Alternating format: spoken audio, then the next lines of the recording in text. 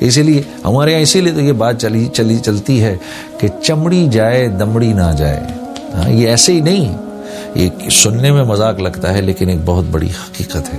تو عزیز دوستو، اللہ نے جو تیسری صفت اپنے کامیاب بندوں کی فرمائی وہ یہ کہ وہ جہاں اپنے مال کو اپنے پر خرچ کرتے ہیں وہاں اوروں پر بھی خرچ کرتے ہیں. یہ بھی دیکھنا ہے کہ اس پیسے کے اندر میرے اقربا کا حصہ ہے، یہ بھی دیکھنا ہے کہ اس پیسے میں میرے ہمسایوں کا بھی حصہ ہے، یہ بھی دیکھنا ہے کہ اس مال میں میرے دوستوں کا بھی حصہ ہے، یہ بھی دیکھنا ہے کہ اس مال کے اندر غربا کا حصہ ہے، مساکین کا حصہ ہے، اس میں یتامہ کا حصہ ہے. جو اپنے مال کو 6 طرح سے خرچ کرے گا اللہ رب العزت اس کو وہاں سے دیں گے جہاں سے وہ گمان بھی نہیں کر سکتا. اپنے اوپر، عزیز و اقربا پر، والدین پر، جو غربا ہیں ان پر، جن کی گردنیں پھنسی ہیں ان پر، اور اللہ کے راستے میں. جو اپنے مال کو اس 6 طرح سے خرچ کرے گا اللہ رب العزت اس کو وہاں سے رزق دیں گے جہاں سے وہ تصور بھی نہیں کر سکتا. والذین هم لفروجہم حافظون، اور وہ حیا کے پیکر ہوتے ہیں، بے حیائی کی کسی کام کو نہیں کرتے، ان کی آنکھ ادھر ادھر نہیں پھرتی، ان کے کان فضول بکواس نہیں سنتے، ان کی زبان سے کوئی بے حیائی کا جملہ نہیں نکلتا، ان کا دماغ کوئی بے حیائی کی بات نہیں سوچتا. کوئی نامحرم سامنے آئے اسی وقت آپ نے نظریں جھکا لیں، اللہ کے نبی صلی اللہ علیہ وسلم کے ارشاد کے مطابق اسی لمحے تیرے پچھلے سارے گناہ معاف ہو جائیں گے. ہاں، اور اللہ رب العزت ایمان کی ایسی حلاوت نصیب فرمائے گا دل کے اندر کہ جب آپ نماز میں کھڑے ہوں گے تو اس حلاوت کو محسوس کریں گے. دل کو 4 راستے جاتے ہیں، نظر سے، کان سے، زبان سے اور دماغ سے. یہ 4 پائپ لائنیں دل کے اندر جا رہی ہیں. ان میں سے کسی ایک پائپ لائن کے اندر گندا پانی گیا تو سارے دل کے اندر گند اور بدبو اور تعفن پھیل جائے گا. پھر یہ جب نماز میں تو دل ہی نہیں لگے گا، قرآن دیکھنے کو تو دل ہی نہیں لگے گا، اللہ کی بات سننے کو تو دل ہی نہیں لگے گا، سچ بولنے کو دل ہی نہیں کرے گا تو یعنی وہ کوئی ایسا کام نہیں کرے گا جس پر دل پر بوجھ آئے. وہ کوئی ایسا کام نہیں کرے گا جس پر نفس پر بوجھ آئے. ہاں، اگر جھوٹ بولنے سے نفس پر بوجھ آ رہا ہے تو بول دے گا، نماز پڑھنے سے نفس پر بوجھ آ رہا ہے نماز چھوڑ دے گا، کیونکہ 4 لائنوں میں سے ایک لائن سے گندا پانی جا رہا ہے، دل اندر سے گندا ہے. جب دل منور ہوتا ہے، صاف ستھرا ہو جاتا ہے تو پھر بے حیائی کا کوئی کام نہیں کیا جاتا. میرے دوستوں، اللہ رب العزت مومنین کی یہ تعریف فرما رہے ہیں کہ اپنی شرمگاہوں کی حفاظت کرتے ہیں. ہاں، اللہ نے جن کے ساتھ اجازت دی ہے، اپنی بیوی کے ساتھ اللہ رب العزت نے اجازت دی ہے تو اس میں کوئی پکڑ تکڑ نہیں ہے، کوئی ایسی بات نہیں ہے، لیکن اس کے علاوہ یہ کوئی بے حیائی کا کام نہیں کرتے. والذین هم لاماناتهم وعہدهم راعون. اب ذرا مشکل ہوتی جا رہی ہے بات، پرچہ تھوڑا مشکل ہے، ڈیفیکلٹ کوشچنز آگے آ گئے ہیں. والذین هم لاماناتهم وعہدهم راعون. جب کوئی امانت ان کو دی جاتی ہے وہ اس امانت میں خیانت نہیں کرتے. مثال کے طور پہ کوئی ذمہ داری آپ کو دی گئی ہے، آپ کسی علاقے کے میئر ہیں یا آپ کو کسی علاقے کے ناظم ہیں یا آپ کو کوئی کسی علاقے کے منسٹر ہیں، آپ کو پیسہ دیا گیا ہے کہ یہ پیسہ یہاں خرچ ہوگا، اس کی ایک ایک پائی آپ نے وہاں خرچ کی، اس کو امانت سمجھا.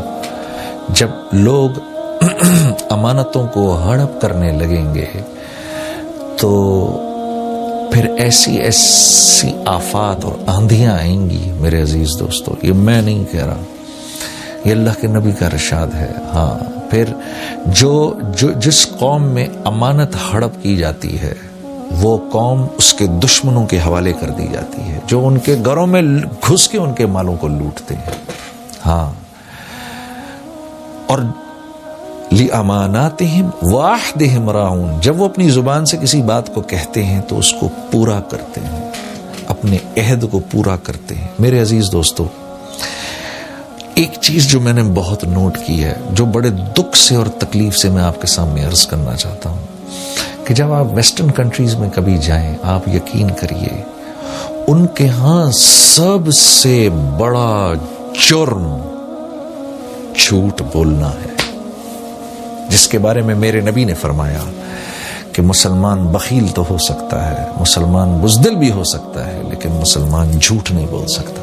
آپ یقین کرو ویسٹرن کنٹریز میں یہ چیز آپ کو بدرجہ اتم نظر آئے گی۔ نیوزی لینڈ کے بارے میں تو مشہور ہے، ہمارا سفر ہوا نیوزی لینڈ میں، وہاں پر تو وہاں کے ساتھی لوگ ہمارے بتا رہے تھے وہاں کوئی جھوٹ نہیں بولتا۔ وہاں اگر آپ کسی کو کوئی بات کہتے ہیں وہ اس بات کو وہ منوان قبول کر لیتا ہے کہ یار یہ جھوٹ نہیں بول سکتا، سامنے والا میرے سے جھوٹ نہیں بولے گا۔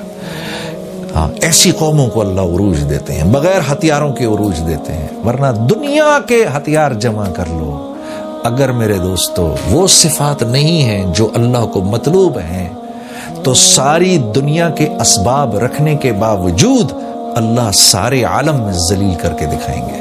ہاں، کیونکہ عزت و ذلت تو اس کے ہاتھ کے اندر ہے۔ ہاں، عزت اور ذلت کا تعلق اسباب سے تھوڑی ہے، عزت اور ذلت کا تعلق تو اندرونی صفات سے ہے۔ تو اللہ رب العزت فرما رہے ہیں کہ مومنین نہ تو امانتوں کو ہڑپ کرتے ہیں منسٹر، ناظم یا گورنر بننے کے بعد، نہ وہ ان کو ہڑپ کرتے ہیں، یہ ان کو ان کی جگہ پر پہنچاتے ہیں، اور نہ اپنے بول سے پھرتے ہیں، جب ایک بات کر دی تو اس پر قائم رہتے ہیں۔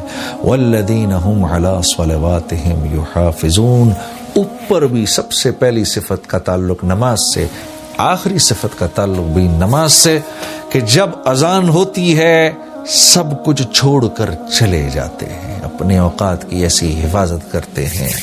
والذین هم علی صلواتہم یحافظون، سبحان اللہ، وہ اپنی نمازوں کے اوقات کی حفاظت بھی کرتے ہیں۔ خشوع اور خضوع سب سے پہلے ذکر فرمایا، سب سے آخر میں دوبارہ نماز کا دوبارہ ذکر فرمایا۔ ہاں، اوپر بھی نماز، نیچے بھی نماز، ساری صفات ان کے بیچ میں کہ یہ اپنے نماز کے اوقات کی بھی حفاظت کرتے ہیں۔ مشہور محدث حضرت عبداللہ بن مبارک رحم اللہ جب انتقال ہوا تو ایک طالب علم کو خواب میں آئے، تو طالب علم نے پوچھا اللہ نے آپ کے ساتھ کیا معاملہ کیا؟ کہا اللہ نے میرے ساتھ بہت ہی احسن معاملہ کیا، مجھے معاف کر دیا، لیکن یہ میرے گھر کے سامنے جو لوہار رہتا ہے اس کے ساتھ اس کو مجھ سے بھی اونچا درجہ دیا۔ کہا اچھا؟ صبح کو گئے اس لوہار کے گھر پہ، اس کی بیوہ سے کہا کہ میں نے رات کو یہ خواب دیکھا اور بشارت ہو کہ آپ کے شوہر کے بارے میں نے یہ بات عبداللہ بن مبارک سے خواب میں سنی، تو ایسا کون سا عمل کرتے تھے آپ کے شوہر؟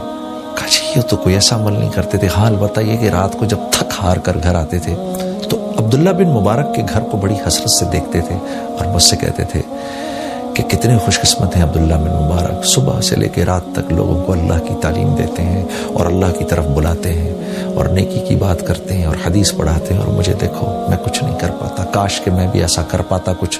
اور دوسرا یہ کہ جب اذان کا وقت آتا تھا تو اگر ہتھوڑا ایسے کر کے اوپر ہوتا تھا، اللہ اکبر کی آواز سنتے تھے تو ہتھوڑے کو نیچے نہیں لے کر آتے تھے، پیچھے سے ہی چھوڑ دیتے تھے۔ یہ دو صفات تھی۔ تو ان طالب علم نے کہا واللہ یہ دو صفات آپ کی اللہ کے ہاں ایسی پسند آئیں، ایک تو اس آدمی کو اچھی نظر سے دیکھنا جو اللہ کے دین کا کام کر رہا ہو، ہاں اس کے لیے دعائیں کرنا، شاید اللہ کے ہاں انسان کو اسی مقام پر پہنچا دیتا ہے جس مقام پر وہ اللہ والا کام کر رہا ہو، اور دوسرے نماز کے اوقات کی حفاظت اتنی سختی سے کرنا کہ ہتھوڑا اوپر ہے، اذان کی آواز سنی تو یہیں سے اس کو چھوڑ دیا۔ میرے عزیز دوستو، اللہ مجھے اور آپ کو بھی اس کی توفیق عطا فرمائے۔